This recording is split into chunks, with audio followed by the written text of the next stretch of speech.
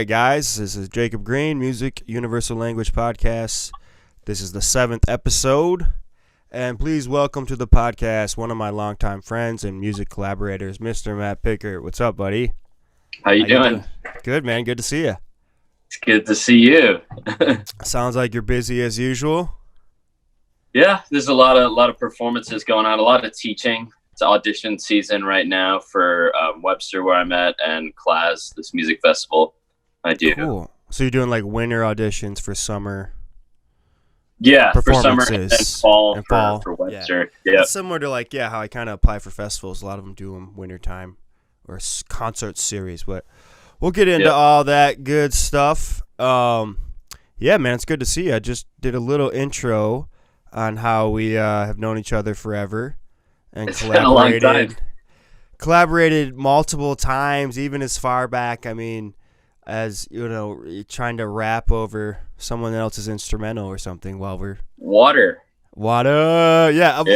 Along with a lot of other goofy names that probably lasted like a week or something, or who knows. Timmy and the Toothpicks. I remember the Ill Force, and that was... Oh, the Ill Force. Beastie Boys, heavily Beastie Boys influence. But, It's been coming up on 30 years, right? Did we meet when we were 5? I believe we met, we were in kindergarten, 5. Yeah. And, I don't really recall, how quickly you just, become better friends. You probably just become quick friends back then. But either way, we were hanging out a bit, probably time we were 6, 7, 8, all the time. Yeah. Hanging out on weekends at different people's, at each other's houses and whatnot. But, yeah, and so let's just get into a little bit of your background. You've actually been playing music since you were 3, and it's kind of a family tradition of sorts. Yeah, your whole family. Both my parents are retired string educators now. They're still teaching, but they're retired from their public school orchestra jobs. They're both cellists, and even my grandma was actually a public school orchestra teacher as well. Oh. My older brother used to play violin. Is that on your dad's side, Grandma? Indeed, yeah. Well, from Madison. From Madison, that's right. Yeah, cool. I think you met her a couple times, Grandma Margaret. I probably did. Yeah. And my mom's twin sister plays cello as well.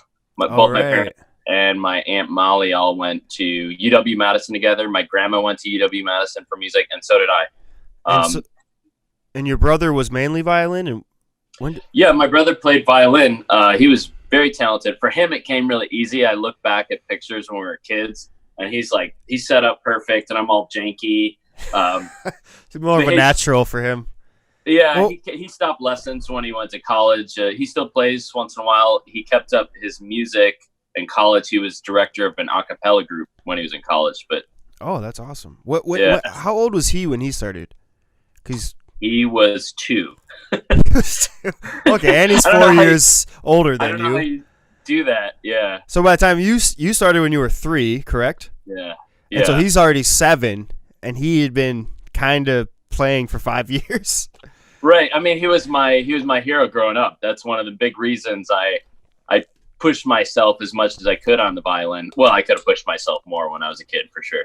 Well, yeah, but I remember your mom being pretty disciplined on the lessons. Well, yeah, with the violin. Yeah. She'd play the piano, keep you in time. Yep. Yeah, sometimes, yeah. We're excited now. My brother's daughter is playing piano. She's 13. So nice. Hopefully carrying on the Pickart family music tradition. Yeah.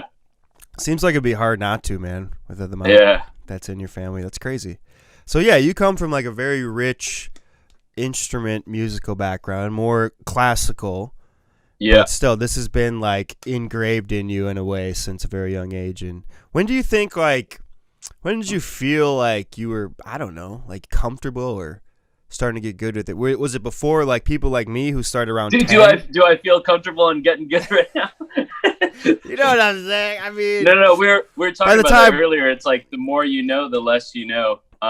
That's there's been pivotal moments in my development where I all of a sudden I was I have to do this, or I've reached this stage, but it just keeps happening all the time. Well, what do you? Because I just remember like I said, most people when they join school orchestra, it's right around 10, and you do it like right before you're That's when you about to, did. right, yeah, and right before you're about to go into middle school. So you kind of do a year in elementary, 5th grade. I mean, all schools are different back in the day, but were you kind of like? I mean, obviously, I remember you being better because you had been playing. So like, I don't know. Even then, I suppose you had something. You're probably that much more comfortable with it, obviously. Then. Yeah, I mean, I remember being in orchestra class with you and other friends, and Roberto. I would try to help, here and there I remember that. Yeah. Yeah. I mean, I remember our buddy John Dolman played cello, and I remember one year we had the solo ensemble contest. I think it was 7th grade, and he hadn't practiced at all. And I helped try to teach him the cello piece, but I'm not a cellist, So, Man. Yeah. And then he started taking lessons from my mom after that. But no, I knew pretty early on. I remember when I was 7 years old, I saw a performance of Itzhak Perlman play Brahms Violin Concerto with Rockford Symphony. My mom played in that orchestra, and Nice. He's one of the best violinists that's ever lived. He's a huge inspiration. So getting to see him and hearing him play that piece is still one of my favorite concertos, and it just blew me away. I mean, after that, I was 7, and I was practicing like 3 or 4 hours a day after that concert, but it only lasted for like a month, and then my parents had to bribe me with candy and whatever after that. Did you practice on the games. weekends? Yeah, exactly. Yeah. Dude, that's crazy. 7 years old. Huh. That's awesome, man. So pivotal I've always moment. known that I wanted to do music, I guess. I don't know. Do you think like violin's always been the most that stood out, or in general? Well, I can't say that anymore because I really started to get serious about viola at the end of my master's when I was like 24 or so. So that's been a huge part of my career since then. I am all but dissertation for my doctorate in viola.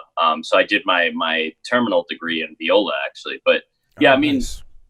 Violin, I growing up, we took guitar lessons at the same time. You took a little bit of guitar. I took bass guitar, and I took piano, and I sang a little bit.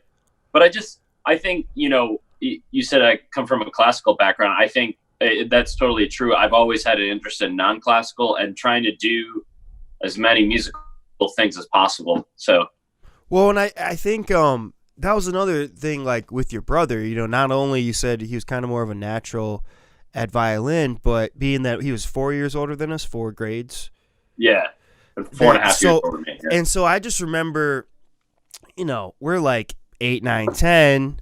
He's 12, 13, 14. He was really into modern music that like influenced us. I remember like hearing a lot of Beastie Boys riding around with, well, this is later when he has a car when he's 16, but just from his room, just hearing, I remember this like Soundgarden and Beastie Boys, so Green Day, we were 10, I think 9 or 10, and Mike was a teenager, and he went to Media Play. You remember that store? Oh yeah.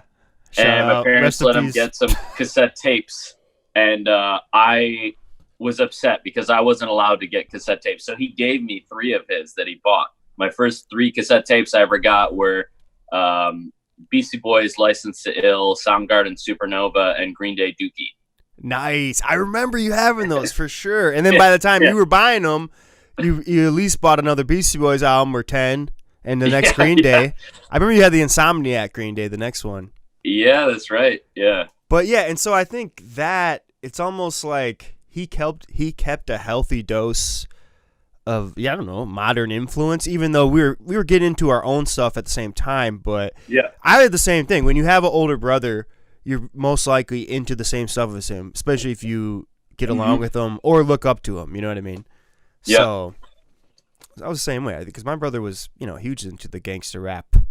I R&B. remember getting really into that from Josh, getting into Coolio and Skee-Lo and Bone Thugs and Harmony and like, oh hell yeah.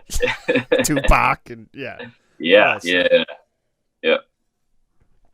So yeah, it was almost like and even I think just growing up in a place like Beloit, you just also it's almost easier to get into just that type of modern music because it's just popular amongst, I don't know, the whole town or at school and whatnot. So it's almost I don't know. Did you ever feel like classical music was just were you never really into it the same way, or you didn't appreciate it until later, sort of thing? Oh no, I always appreciated it since you were 7, since the guy, or in general. I mean, look, when I was in like my mom's womb, she was playing Bach cello suites, so like it was just like it was a special thing for me. It's always been a great thing.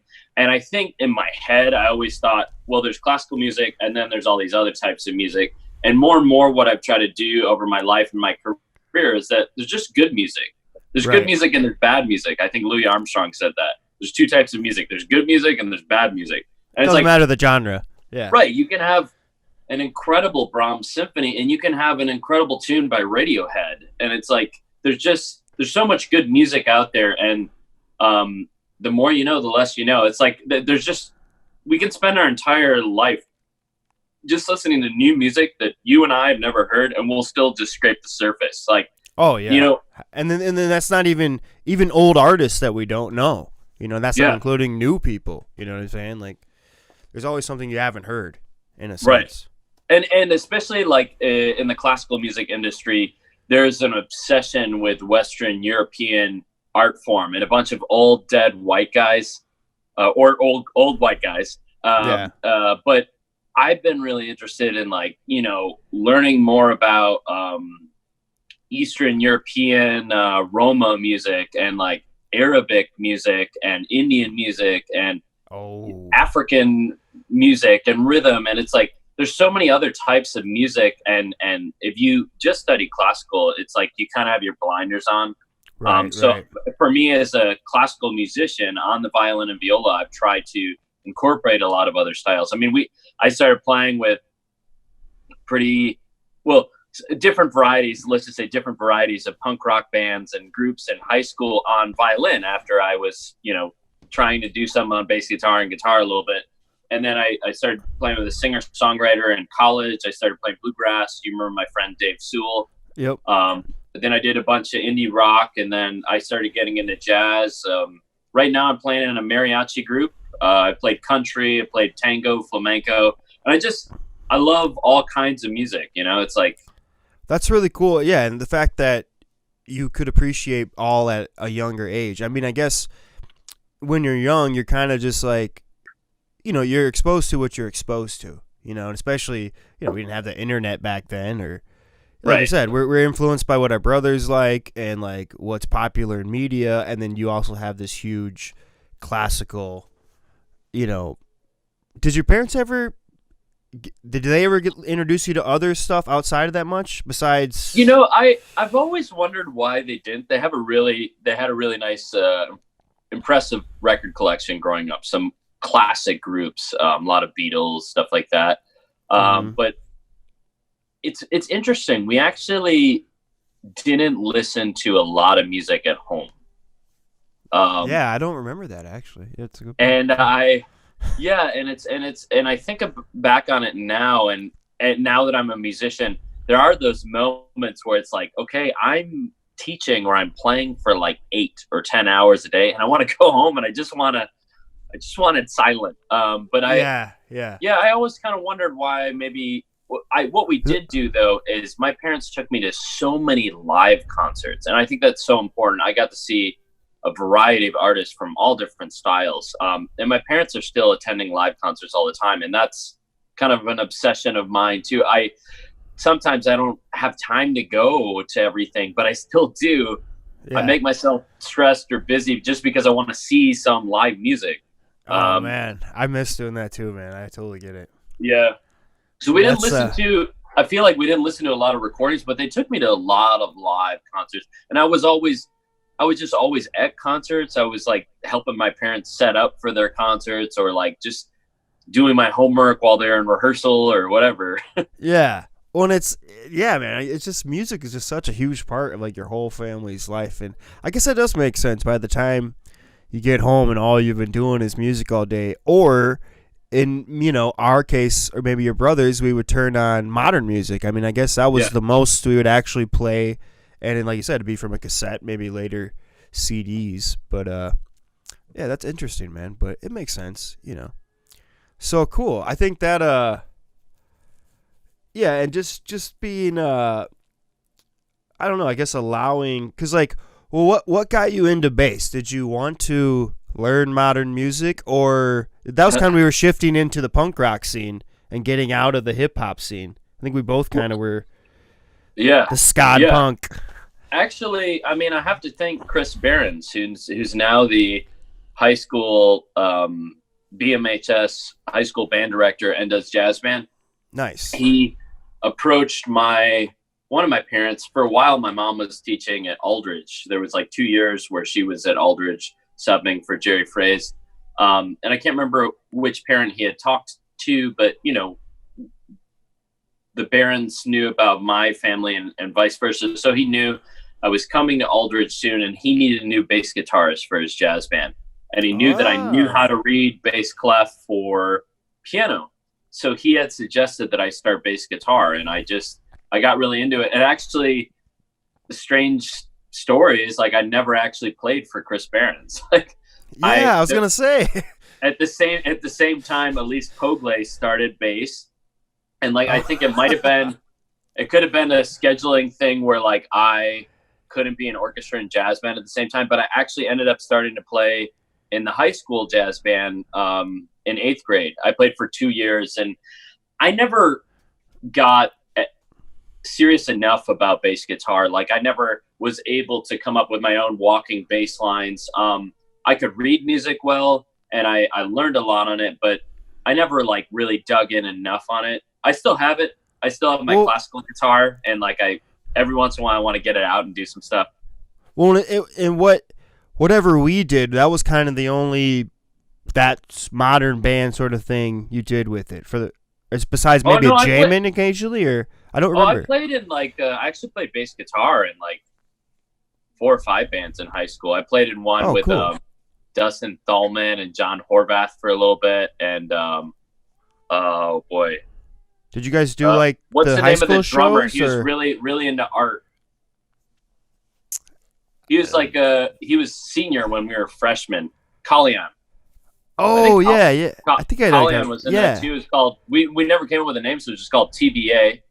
And then actually, even before that, I played in a band with Bill McCauley, Wade Young, and I remember Kalyan that. Roy. It was like a funk blues group. It was a lot of like Stevie Ray Vaughan. So that was really exciting for me. Maybe played in another group too. And then there was a brief while, I think my sophomore, junior year, I tried to play electric guitar in a group. George Soule was in it briefly. Nice. We might have done like one battle of the bands. I don't remember, but I kind of stopped. Oh, go ahead. Did you get to perform with each one of those bands, like one of the high school shows, or was it just jamming more? It was mostly like we met and we worked on tunes. There weren't a lot of live performances, which is disappointing. Right. I mean, the group I was in with, I remember with Kalyan and Bill and Wade, that Bill and Wade were like ridiculous guitarists. They took I remember them Pistol being. Pete. Yeah, I remember that. I remember. Well, they did something they had their own band too. They did something else like at the Big Kahuna or something. One of the high school. That might have been like when I thought maybe I got kicked out or something. Maybe they were like a senior bass guitarist. I was hoping maybe you like played one of those cool ones, you know? Maybe you're in there just long but enough. I feel like I'm getting old enough where like I don't remember everything. But like you mentioned that, and I was like, oh yeah, I was in these other bands. And then I would, yeah. I guess that's why I don't remember, because if I would have saw you probably live, it would have resonated more. Because I mean, even Nifty, we did what, 2 shows? I mean, even Anthony Tran, Borderline, he did Big Kahuna. What? You don't remember that? Was it Big Kahuna? What Borderline? What? I don't remember this at all. You don't remember Borderline? No. Oh man, if it's like later, I stopped going after I was a freshman or sophomore. Oh, it was like junior or senior year. He had like a Weezer cover band for a little while, and Anthony Tran sang. No shit, Weezer cover band? That's kind of cool. It's called Borderline or something. Yeah. It was a brief moment and a snapshot in his life. Damn, no, it was like 10 years had gone by. I hadn't touched my bass guitar really from the time I was 18. And I started playing in this group, Matt Murchison Mutiny. You said we can link recordings. I'll send you one because it's really cool stuff. Matt Murchison, I would say he's in one of the top 5 euphonium players in the world. He lived in Pittsburgh when I was there. I joined this group with him and his wife. And the idea was like everybody was it was an eclectic group, all different instruments, different styles. So Matt played euphonium, tuba, trumpet. His wife played all the flutes. We had a crazy jazz trombone player we had a trombonist who also played jazz piano, and then drums. And I joined because I played violin and viola. So shortly after I joined, Matt was like, well, do you play anything else? And I was like, well, I used to play bass guitar. He's like, okay, well, I'll send you some charts. And I was like, I'm not really sure I can do it. He sent me a couple, and I was like, oh yeah, that's fine. So I ended up, within a couple months, I was playing half bass guitar in the band. I hadn't played in 10 years. So that was really fun. There was a little brief time where I was playing bass guitar again, and I really tried to practice and work on that. We did a little tour. We played at a couple of colleges. We made a couple of recordings. I think there's one recording I'm playing bass guitar on it. Yeah. That's cool, man. Okay, so 10 years later, when did you stop? When you're 15 or 16? Or I think I played bass guitar all the way until I was like 17 or 18, yeah. Oh, so this was when you were 27, 28. Yeah. Oh, yeah. Wow. Cool. Yeah, that's right. You were still, that was before you left and went to Michigan. Okay, cool. Yeah, I don't remember how many shows Nifty actually did. I remember we did the one where Chris bailed on us and Mark had to play drums on the spot. Oh, what show was that? That was the first one, the New Year's Eve party at Pete's. Yeah. At Pete's. 2000. Yeah. Okay, I mean, that's the and I think we did rings in my head, like, that was our first big show. And I think we did a battle of the bands at Aldridge. We probably did, yeah. With Mark again, because Chris just basically bailed, our drummer. He recorded our album for us. We used his equipment, and then he wouldn't play live because he's too much. But yeah, all I really think about, whatever the hell we were, it was, I just thought it was really cool because I was doing pretty, what do you want to call it? Just like average what you do punk rock, like palm muting and power chords, and you would add these. Dude, you had that palm muting down. I didn't know how to do that. I was like, how do you do that? But you were doing these like pop, like funky bass lines on top of it, and that was kind of a cool original thing. I thought, just like, and it's more from your end. And then we had the jam song. Where I was just like, oh yeah, and that was another one that was like, that wasn't punk, like it was weird, it was out there. I have those recordings and cut to no video of that. It's been a long time, man, since I've listened to any of that. Yeah, I just think it was cool. You put your stamp on it, because like if it was just like an average punk rock bass player, like pretty much everyone else in the scene, it would have just been different songs. You know what I mean? I don't know. Well, you put your stamp on it too, man. It was a fun time. It was a good group, and that was a big part of our growing up for sure. It was a short-lived, but it was like, I feel like it happened quickly because it was like, bam, you're on bass. I learned enough to play power chords and palm mute, and we're already writing shit. And then your brother helped us actually write the Pizza Pit one, Well, that was like we kind of coined that with John Dahlman, right? He came up with the lyrics, right? Yeah. There was like a month where John was in the group just because he came up with that. And they were like, "What are you gonna play?" He's like, "I don't know." Cause we were kind of like, it was like us two was the band more than anything, and it was like John came in, then Chris, and I don't know. It was short lived, but it was cool. I feel like it was impactful because it was like really my first time writing and recording something original, even if it was what it was. It was like a beginning of sorts. You know what I'm saying? And of course I was doing it with you. You were like my best friend at the time, and we still are. Yeah, man. But what were you saying? Wasn't it right before we did Nifty? Didn't we have a group, Timmy and the Toothpicks, like really briefly? I think that was kind of what we were doing with John. We started Nifty, and then John wasn't part of it. Kinda. Well, John just like didn't play anything, or he didn't like play drums. And I think I think I just became better friends with Chris Yeah. Spangler, and then it was just like a matter of, I don't know, we just went over there and jammed, because I think we like recorded all that like shortly after teaching him how to play everything. Do you remember that, being in that room and like having a little crappy computer mic record the whole drum set? Oh man, it was I'm like blanking on this. We did it all at Chris's. Or it was in his basement. It was at Chris's basement. He had this little white microphone that was just like, I don't know, what do you call it, like a room mic or something, like an old ass computer mic, and I don't know. it was just an experience. But you remember the super mints, the super confidential mints, man? They were a big group at that time. Oh yeah, no, they were for me. They were the leaders in. I had Dave on here, and he was talking about, he briefly joined the Battletoads, and the Battletoads were kind of like, I don't know what you call them, like their sister band or whatever, because it was like, a little brother singing it, and then, but then the scene almost kind of ended when Mark joined the Supermints, and by then, like, pretty much all the other bands had broken up or whatnot. But Ben went on to get an opera degree. Yeah, it's funny. When I actually played with this other band, or I played 2 shows in Minnesota with this band Taj Raj, and he was going to get a lawyer degree then, or law school. Yeah. So I haven't talked to him in years, but yeah. But yeah, so that's whatever, the brief punk scene. So yeah, you were kind of bouncing around in high school with the bass, a little bit guitar. I remember you took like classical guitar lessons later. Yeah, so our teacher that we both took from, Jason Cicero, and I don't know where he is now. It's been years since we talked. He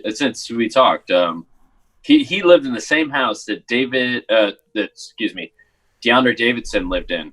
Okay. Yeah. That's right. Moved. Yeah. Right on the corner. Was that Austin and Lee Lane? Yeah. I remember that. So we used to go over to that house and take lessons. I took bass guitar, I think, for 2-3 years, but Jason Cicero's main thing was classical guitar. And I felt like I wanted to learn that. It was kind of a combination of, like, I do classical music as a violin, and then that's his main thing, and I've been playing bass guitar. So I took a year of classical guitar, and it was great, actually. I really enjoyed it. I still have my classical, haven't played in a while, still have some of the books. It's something that even when I went to undergrad, actually, I talked to UW-Madison about a couple things. I did my undergrad in violin performance, but I originally was thinking, like, I wanted to do performance and education. And they said it would take more time. And then I also asked about doing it with classical guitar and or voice. But that's just me. I've always had too many interests. And they were like, no, you got to focus on one thing. So kind of just stopped guitar then. Yeah.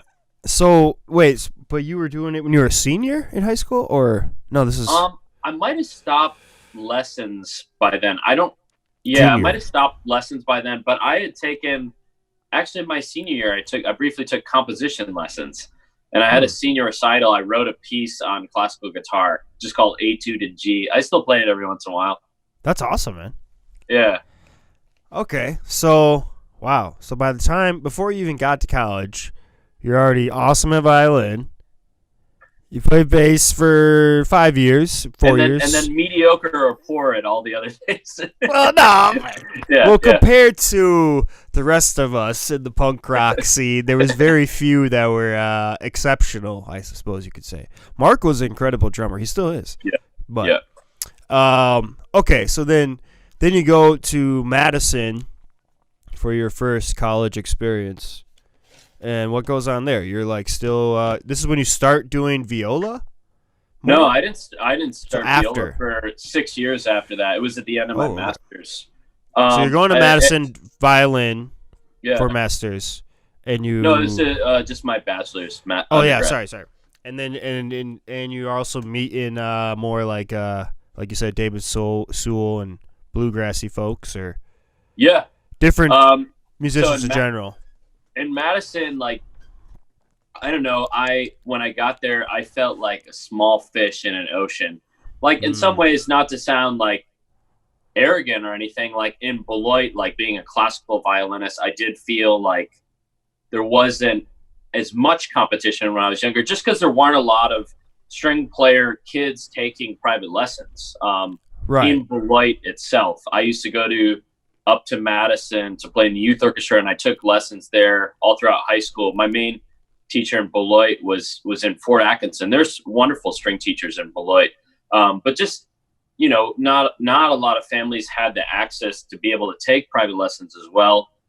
So when I came to Madison, it's not that I like thought I was so great when I came to Madison. Like what I really respect about my parents is they like each made me wait until my last year of their schools to put me like concertmaster in the orchestra, because they wanted to highlight, seniors who were talented. So when I came to Madison, I just realized I was like, I wasn't so hot, It was like, it's like what do you like call just it? like medium or like below average. And I remember Yeah. actually my junior year in high school, there was a big audition for this scholarship through UW Madison where you get like 4 years tuition free. It was through the summer music camp I went to, summer music clinic. And I made it into the finals. I didn't get the scholarship and I was devastated. Mike, my older brother, actually was one of the alternates, and he could have gone to Madison for free had he played in orchestra the whole time. So I feel like there was a lot of expectation for me to get it, and I didn't get it. And I later ended up teaching at that camp. I just came back again this summer, I think for my 7th year there. So I started teaching there right after my undergrad. And that was a nice kick in the pants, because when I came into Madison, I felt like I had so much to learn, and I still feel that way. And I worked my tail off. I feel like when I got to Madison, I really started to learn how to practice more seriously. And I still struggled with that. But by the time I left, I got to be one of the concert masters of the orchestras. And Not that I was the best student. I had a really good audition, and I found out how to work hard there for sure. awesome, man. And then did you have like, you're like making good friends with people and other people who are in the same boat, or Yeah, just people I mean, also jam with you and whatnot? so Not jam with you, from but- like a classical music scene still. So I'm teaching music business classes at Webster now, and I frequently mention my quartet. So at the end of my freshman year, I went to this recital and saw one of my violin heroes. He's since passed. He was a senior when I was a freshman. Chase Moore. He's amazing. He unfortunately got some cancer and died pretty young as a string educator in Texas. Oh, I went to a senior recital. He played Tchaikovsky violin concerto, Brahms sonata, heavy, like super pro rep. And then at the end, his quartet played Super Mario Brothers and Stairway to Heaven. And it blew my mind. I was like, a string quartet can do that. And that was right around the time, I don't know if you remember this group Vitamin C. They were coming out with some like pop string or quartet arrangements, and like maybe kind of. it was just starting to get more popular. I mean, Turtle Island, they're an incredible group. I don't know if you remember Tracy Silverman came to our high school. He was in Turtle Island. They've been around since the 80s, but it was uncommon. They're string quartet that plays jazz. It was uncommon for string quartets to play a lot of non-classical rep. So Right. they were all graduating. They gave me this group, and they were like, here it is. I got the binders, had like Beatles tunes in it, all this like Nintendo stuff. And we started booking wedding gigs. And I was in charge of this group, started my sophomore year of college, and I stayed for an extra year. So for 4 years, we played about 30 to 50 gigs a year, weddings, mostly like corporate events. Awesome. And we worked on our arranging in that group. And the 3 other guys that were in that group with me, they're still some of my best friends and biggest influences in music. One was a cellist. We were roommates my sophomore year in college, and then he later lived in a house with me senior year. James Waldo. He went to New York after we were down in Madison. He did 2 grad degrees in New York City. He did a lot of Lincoln Center stuff. He's done like heavy stuff. He's really big deal. And then the violinist was this guy, Derek Powell, who's a year younger than us. And for instance, when Mike was a senior in high school, Derek was in 7th grade. They were stand partners in youth orchestra. That's how good this guy was. I remember going to a recital when I was a 5th grader and Derek was in 6th grade, and seeing him play something crazy. And I was like, how do you do that? so in college, we later became friends. He joined the quartet. We played together almost every weekend. I was a groomsman at his wedding a few years back. He went on to Rice, which is a major conservatory in Houston. He was in New World Symphony for 3 years, I think, maybe 4. It's one of the top training orchestras in the country. And then he joined Pershing's U.S. Army Orchestra, played a lot of White House events, and now he just got a job in National Symphony in Washington, D.C. also, which is Awesome. like even another level up. So, I mean, and then the third guy, Nick Young, was a music major at UW Milwaukee. We met at this music camp when we were 13. We both played violin and bass guitar. No kidding. Yeah. Oh, yeah, I've met this guy, yeah. So you guys are the same age. He was at UW Milwaukee. He ended up transferring to Madison, and for one reason or another, he ended up majoring in psychology. And he's been a psychology professor at a couple programs now. He's in Milwaukee, actually, and he works for UW Medical Centers. He's one of the main doctors in psychology there that kind of does consultations with kids in the greater Milwaukee area, and he's awesome. But but his main musical outlet during his time when he was in Madison, he still played in the orchestra, was our quartet. And actually, Nick did most of the arranging in the group, and we were college roommates for a couple of years too. So they were a huge influence on me. There were so many other students in the music school that have gone on to major careers. I got to play horn sextet, so 2 horn players and a string quartet. One of the horn players is now assistant principal in New York Philharmonic. Somebody that I went to undergrad with. There's been a lot of huge success stories. So meanwhile, it's like I always had this interest in non-classical. We did all the punk rock stuff. My senior year, I got to play with a singer-songwriter, and that continued into my freshman year of college. And then I started checking out this guy, Dave Sewell, who used to play in front of Urban Outfitters on State Street. Nice. He was homeless, and he played in the Grand Ole Opry in the 1940s and 50s. He played guitar, harmonica, he sang. He was just amazing. And I used to go and listen to him. And then when James and we were roommates, we lived by the old, Uno's Pizzeria. It doesn't exist anymore off of State Street.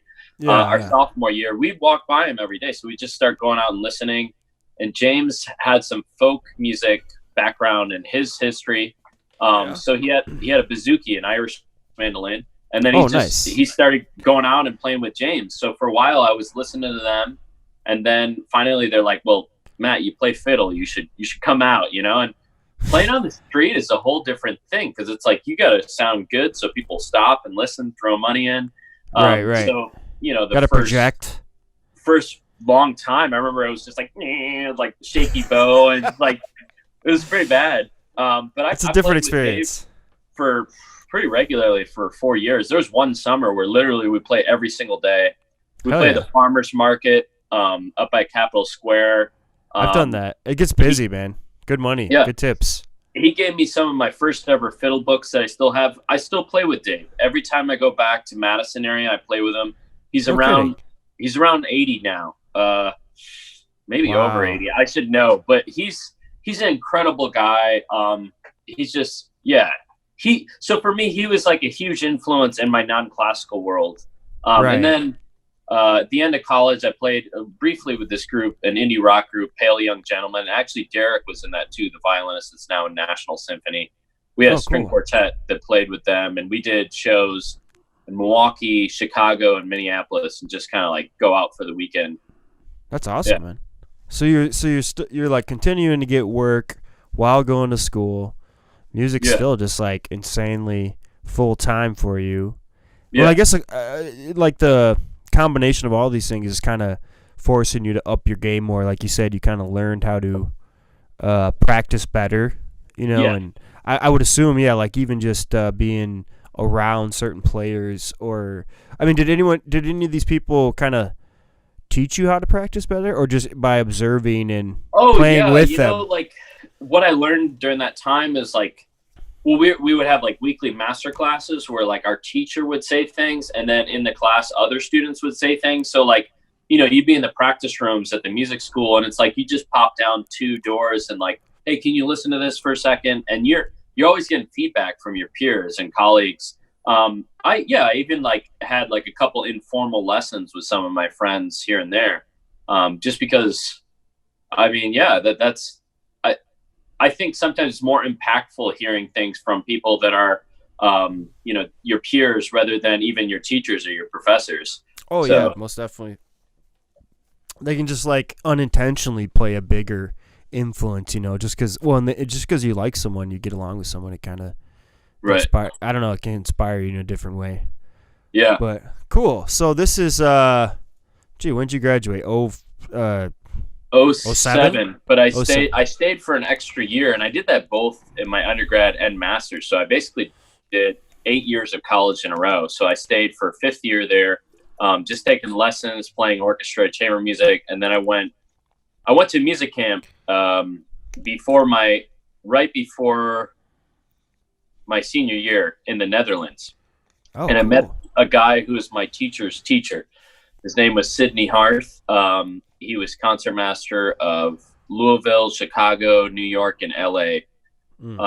And had done everything on violin and conducting and in his career. I met him when he was 81 in the Netherlands. And so he was teaching at Duquesne. I didn't know the program at the time. I asked him to tell me about Duquesne. So he was just really wonderful. And he invited me to come and audition there. I auditioned a couple other programs for my master's, but I ended up going there. I got a full ride, and I was actually basically his last student. He died in 2011. I went and did a master's with him. I think I remember that. Yeah, I remember this. So sorry, I don't remember what you originally asked, but he was. No, it's things go every which way. But yeah, he was a big influence on you. Yeah, so here's the reason I moved I moved to Pittsburgh after Madison. Right. Yeah. So 2008 to study with him. Oh, that's right. Okay, yeah. So that's funny. Okay, so I caught you right in 2007. I feel like that's when we kind of reconnected from not hanging out as much towards the end of high school. And this is when I first got my acoustic guitar. I was trying to do this, I don't know what it was, outlaw country thing or something. But it's cool, man. we recorded, I don't know, a handful of songs. I want to say like 5 or 6. And I don't know. I don't feel too crazy about them because of my vocals, but once again, it was cool to like collaborate and do something original. And I could tell you. I mean, I never recorded violin before, so that was a whole other thing. But it seemed like you had I don't know, just had more experience, obviously, than if obviously we would have done something like that in high school. I probably wouldn't have been doing the same stuff, but it was cool. Man, but that's interesting. I caught you like right when you graduated there, and then the next year you took off, or you went to school in Pittsburgh. Yeah. Or outside was it closer to? No, I used to meet you in Erie. That's right. Okay, cool. Yeah. 2007, 2008, we collaborated a little. Matt was kind enough to play a couple bop shows with me. Jam there. Great. I think one of those you even jam bass for like a song or two. That's right. I remember that. Yeah. And then so then you go to Pittsburgh, and how long are you there? You're collaborating with even more artists there, and yeah, that's when I feel like I really started to work. I mean, I had a lot of professional stuff in Madison, but I feel like that's when I really started to learn how to be a professional in music. Right. So I was there till 2014. I finished a master's in 2010, and I wanted to keep taking lessons from Sidney Harth. I was just getting so much out of it, and I had started viola at the end of my master's. So I stayed for an extra year at Duquesne, and I continued violin and viola lessons, played orchestra, chamber music. Sidney Harth passed away that year. I got a little more serious about viola. I started auditioning for some local orchestras on viola. I'd been playing with a few, but then shortly after that, it's around right around 2010 or 11, I started playing principal viola of Johnstown Symphony, and then also El Tuna. And then I was playing with like a whole circuit, like maybe around 10 orchestras in the area, sometimes only once a year, sometimes regularly, from like in the Pittsburgh, like greater area, Johnstown, Altoona, Youngstown, Wheeling, Westmoreland, Erie, kind of just in my car a lot. And I started teaching. I had this cool job. It's called City Music Center out of Duquesne University, and started to get some more serious students there. And then I got interested in jazz. I started playing a hot club group and just started doing a lot of different stuff. At the same time, like second year after my master's, I started this job in the summers working at music festivals in Europe. It was a classical festival. I did that for 7 summers, and then I've started my own, which is coming up on the 5th summer now, which is crazy. It's like 12 summers in a row, or 11 summers I've been going to Europe. Yeah. That's awesome, man. That's really cool. So wait, so the Pittsburgh scene kind of got you into the jazz more, or like was it a certain band, or you went to like a jazz open Pittsburgh jam? scene got me into like everything, man. It was you were doing stuff like songwriters, indie rock stuff. I remember. I actually was basically the on-call fiddle guy for 1 or 2 record companies. They would call me to record when bands would come in. I think I had recorded for maybe 15, maybe 20 bands during my time there, which was really only the second half that I did that, maybe 3 or 4 years. Okay. But what got you to the jazz aspect of it? Was that clubs or? I've always been fascinated. I've always wanted to do it. I lived in a really cool neighborhood. I lived in 2 neighborhoods in Pittsburgh, Friendship and then Lawrenceville. And in Lawrenceville, now it's been kind of over gentrified and stuff. That time when I lived there was like another renaissance starting to happen. There were 2 or 3 jazz jams, like basically on my street. I could just walk to weekly, and I would just go and listen to these people. They were just blowing my mind. And there was so much great live music. And I started playing gigs with some of these people, whether it was like musical theater or like a tango band where I had everything written out, but they were specialists in jazz. So I was kind of fascinated by them. And I knew blues because of the bluegrass stuff and improvising a little bit. So I remember I was at I used to go to these chamber music parties with a retired Pittsburgh Symphony member, Roy. And I remember one time we were reading, there was top freelancers and even some PSO people there. We were reading a quartet, and afterwards he played some little blues lick. And then I responded to him, and then we were kind of like, wait, you play non-classical? And then we started talking. He was in this hot club group, and he's like, well, Matt, he was in his 60s then.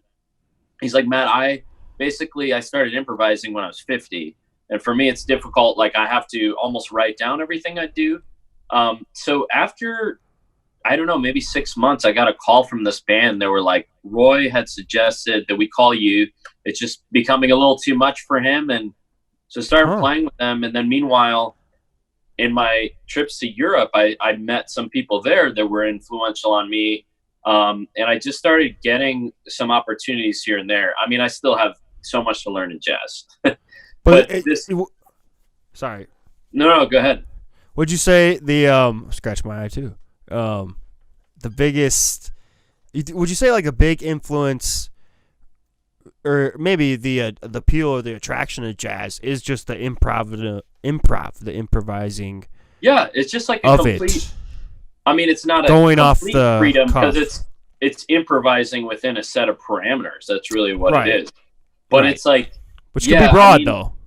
What? Which could be broad within itself, obviously. Right.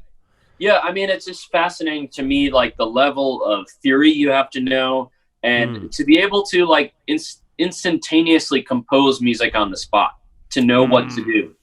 Yeah, that's impressive.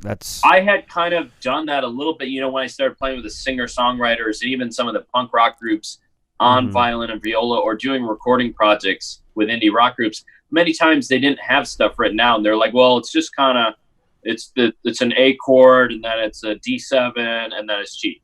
And it's like, figure it out. I just had to like kind of make up a line, and I started to learn, how to listen and play within that. But starting to study and learn a little bit more of jazz is like a whole other level, and learning about harmony and all that stuff. So, yeah, that's cool, man. It can get so complicated. But then also, in a sense, even the blues-based Oh God, we got some bad rappers going on here. Cool. So you say that the Pittsburgh scene, or just your experience there. You were there for 4 years or a little longer. Six 6 years. Okay. And so you're doing viola now. You're getting into jazz more. You're playing. Well, if you're recording with professional bands or in a professional studio, you're doing more professional work that way. So it's like, it's just like another step in your evolution going on. Okay, so then what's like a great highlight? Is that when you did you do Carnegie when you were in Pittsburgh, or was that? I did. I got to play a chamber music concert. It was connected through this music festival I was working for in the summer. So I played this 40-minute string sextet in Carnegie Hall. It was like in 2013 with so I was the second viola to my teacher, who was fourth chair in the Pittsburgh Symphony. It was a big deal. Awesome. That was really exciting for me. And I got to do some other really cool stuff then. Like, I think it was 2011. It did like a 1-week tour with an orchestra. Technically it was Young Sound Symphony, but it was a lot of freelancers from Pittsburgh and Cleveland. We did a 1-week tour with Barry Manilow. And then I started playing some festivals here and there. I got connected with like a Beatles cover band circuit. I remember that. Shows with them in Canada. We did a festival in Louisville. There was some really cool highlights during that time. And then just starting to make the connections in Europe. That happened like 2009. I want to say you said 11 years. Is that I started going to Europe in 2009.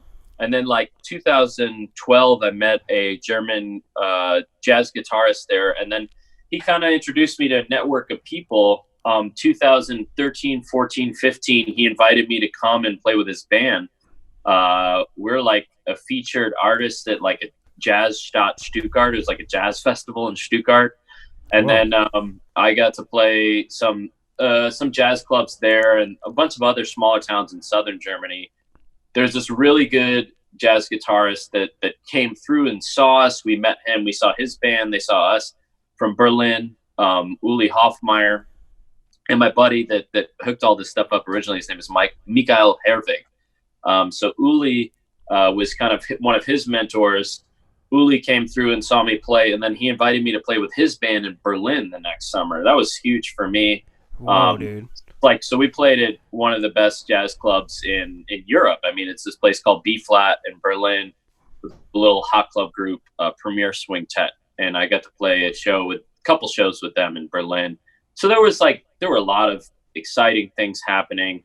I was kind of at certain points, like leading up to starting. So 2014 is when I left Pittsburgh. Leading up to starting my doctorate, life got like kind of crazy at times. Like I felt like there were so many things coming. I couldn't keep up with them, or I didn't know what was next. I was just in my car a lot, like driving from gig to gig. I remember that. Yeah. I used to play every time I talk to you, you'd be in your car. Yeah. I used to play with the Pops Orchestra here and there that would travel. We played some shows in Atlantic City, and it's like there were a lot of cool, really cool things happening. When I moved to Lansing, I did a doctorate there. How are we doing with time, by the way? We could do like another 20 minutes, but cool. Yeah, okay. So let's see. So by the end of Pittsburgh, before you went to Lansing, Michigan for more school, this is when you started to get the experience with the European festival scene. And now, was it like right then when you came up with the Class Festival idea, or is it when you got to Michigan? That's what I was kind of curious about. Yeah. So I was just getting to that. I moved to Michigan to do a doctorate at Michigan State on viola. Right. And I during that time when I was there, like I didn't really know anyone. This was 2014 or 15? 14. I knew my teacher and a couple other people. And it was the same thing when I came to Pittsburgh. And it's like by the time I left, like I had this community of incredible network of people that I still stay in touch with. And I think that's been one of my strengths as a musician, being able to connect with people and like create a community and network. So, and the ability to start over each place and rebuild. That's a skill in itself, man, for sure. Definitely. And you're really good at that as well. Everywhere's different, but thank you. Yeah. I Some places are more challenging, as you might know. yeah, Like and like maybe Michigan. yeah. So Michigan for me, it was interesting because I was in big metro area, Pittsburgh, and then going to Michigan State, Lansing. For me, it was like there's this Michigan State bubble, and then the rest of Lansing, there wasn't a lot going on. Just there wasn't as much going on as in Pittsburgh. So it was different, and I didn't have as many opportunities at first. I had to work for the opportunities I had around there, but I had a falling out with the guy I worked for the summer festival, and at the same time, that one of the cities we were in, Arcidoso, Italy, they approached me, the mayor, and some of the other people there about helping them start a jazz festival because they knew been getting into jazz. I had planned some informal stuff at their festival the last couple summers at the classical thing. So I came up with this idea about class, and the focus was really on training classically trained instrumentalists how to improvise through the context of jazz. Now, it includes like a wide array of things. It's basically, I mean, all encompassing all genres, but just like kind of creating freedom in music. Because That's awesome. I was really interested in this because I felt like I had all these experiences, but most of them weren't through some kind of formal thing. It's like, I learned bluegrass playing on the street. I learned jazz from meeting three guys in their 50s who have been playing together for 3 decades in their garage. It's I sought out some of these things in school. I mean, luckily enough, I was able to take like a semester of jazz lessons from Rodney Whitaker, who played bass in Jazz at Lincoln Center when I was at Michigan State. But a lot of times it was very odd to be some kind of improvising violinist or a violinist who was playing non-classical. It's becoming more and more regular now. So in a sense, you could have stuck to the more classical path, but you kind of chose to go into these different outlets with jazz or bluegrass and what have you. And I mean, almost in a sense, maybe the people you're trying to attract, the classical musicians, maybe they have stayed more on the classical path. So you're like, hey, let's what do you call it? Like fusion, kind of like a fusion thing. So that's cool because it's almost like you're trying to, through your experience, you're trying to like show classically trained musicians that they could have a similar thing or give them more freedom. Like you said, it truly is in a sense, Yeah, I mean, like playing bluegrass and playing jazz, like that influences how I approach my classical music still. And right. It's like, yeah. I'm always like hungry to learn new things. So like I just started playing mariachi in September because like it just really feeds my like artistic spirit. It's like I just want to learn as much as I can. Mm-hmm. I jokingly call myself the jack of all trades, master of none, because it's like I do a lot of different things, but I like, it's like you're the master. Like the more you know, the less you know, right? I think you're the master at what you do with music. I think you have a master ears. You have master ears. We can at least say that. You got to work at that shit. Like we were talking about that earlier. Just kind of you almost subconsciously discipline your ears, and you're on a whole nother level with that though, especially with jazz and like you're just saying, the ability to improvise a scale and to be that in your intonations right, and even like what you said, composing something on the spot. Like maybe anyone can do that, but not everyone does it good. You know what I'm saying? Composing a cool lick right there. Like you could be in tune, you could be in the key or the scale, but right. What are you actually doing with it? Anyone can just. There are some days where I don't do things so cool too. So it's like it's a constant learning curve. Yeah.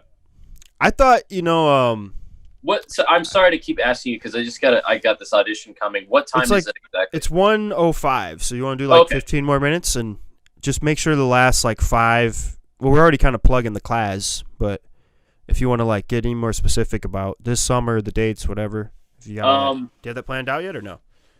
Yeah, man. I figured you did. So yeah, even this could be its own clip, like a little intro or I don't have to be in it. I'll link the website down below. We got a really cool promo video. So yeah, we're kind of in the thick of that right now. Early bird applications are due on February 15th, which just means there's no application fee. We're gonna have some crazy people there this summer. all variety of styles: classical, jazz, Afro-Cuban, Indian, Arabic. It's Nice. just every summer I feel so inspired by all that's going on there, with just all these musicians from all different backgrounds, different countries, different parts of the Yeah. world. And it's just incredible collaborations that happen. So, Dude, I can um, only imagine. And yeah.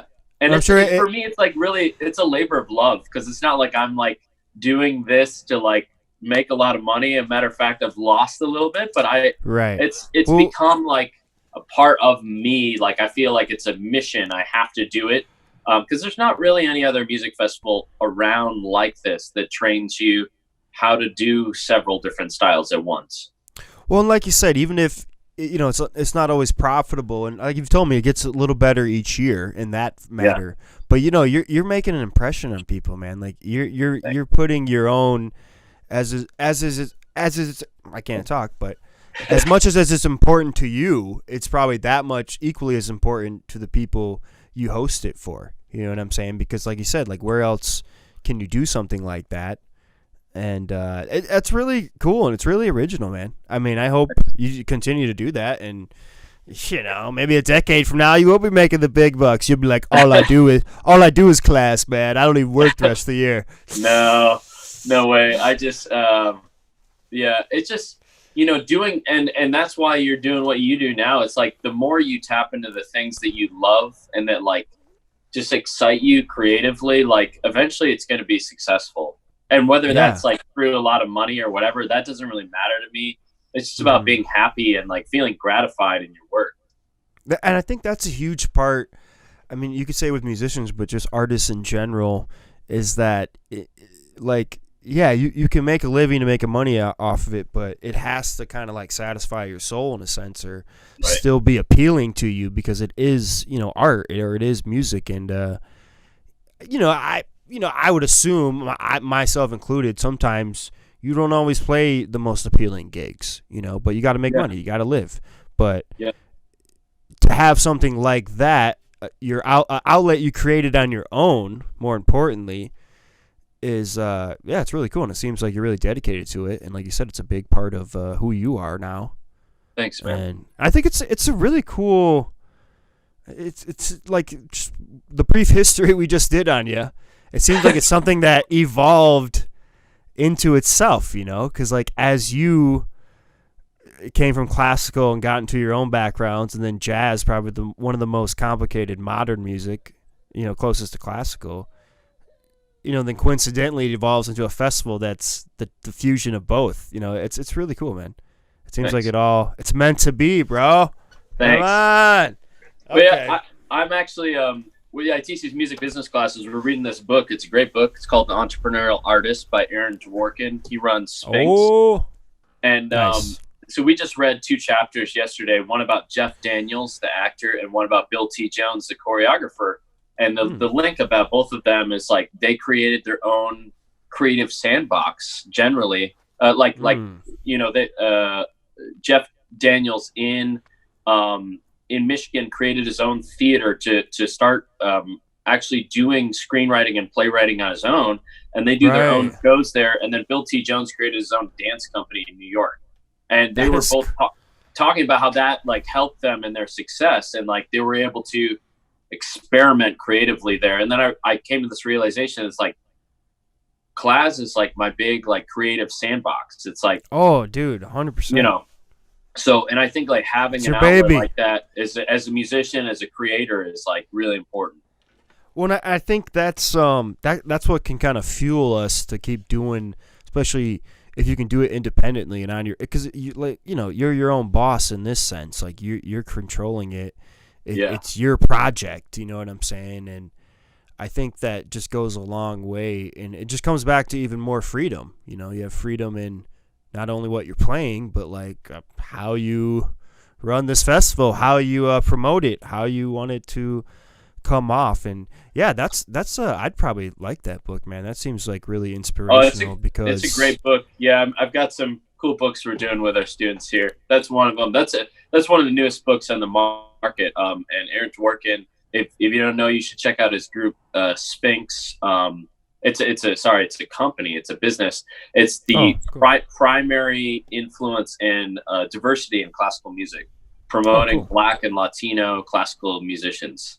So Nice. just trying to create some more diversity in like generally a very overly white field, you know.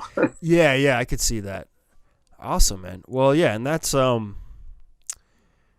it's good to always meet other musicians. Well, not meet. Yeah, I just met you. It's good to know other musicians who kind of just like I don't know, just have that drive to want to do it in an independent way. You know what I mean? Because I feel Yeah. like as musicians, we can all kind of take, I don't know, like easier jobs or easier outlets, but it's not always what, like you're saying, what it doesn't always gratify you. It doesn't always Right. move you. You know what I'm saying? So if you can be successful, whatever that means, with something that you truly love, that can just go, so much more of a long way than, I don't know, being financially Right. successful or what have you. And not to say that you aren't, but yeah, I mean, I think class is going to continue to grow, and hopefully Thanks. I'll be out in Italy eventually. I'll come check it out one summer, man. I mean, Yeah. we're most likely going to Italy in the winters, but it doesn't mean anything. You know, Something one of like our that. grade school buddies is out there. Bianca McKelvey lives out in Italy now. What part? I She's cool. forget. We talked briefly. I want to say it's south of Tuscany, like maybe more central Italy, or even That's southern. where Allegra's Yeah. father's from, central, like Yep. outside of Naples. Yeah.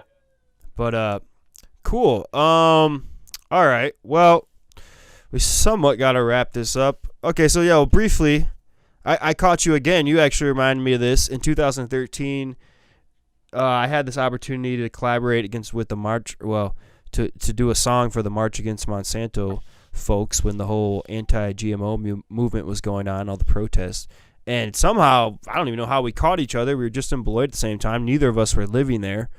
And it was 2013, and we recorded the song "The March."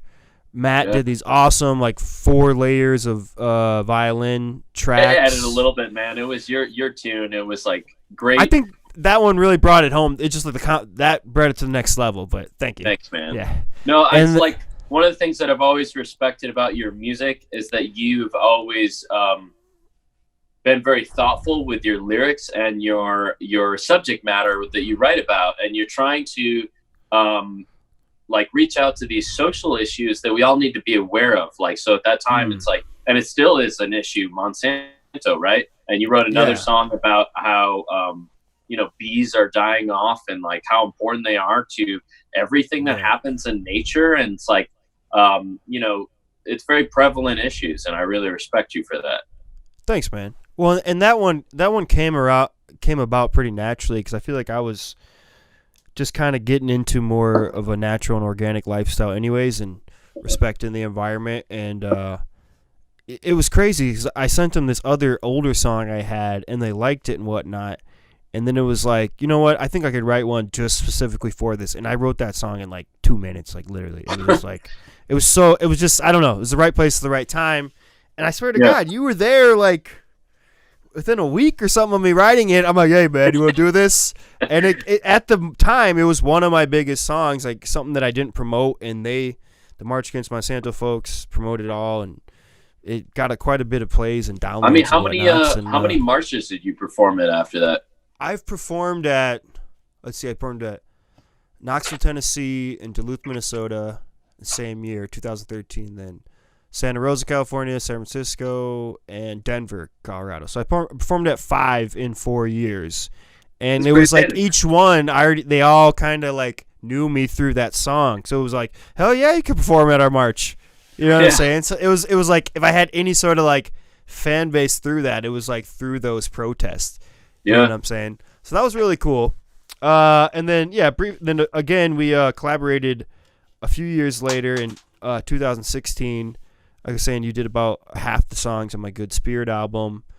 Was that where we met for that Grandma's Wine Bar Deli show also?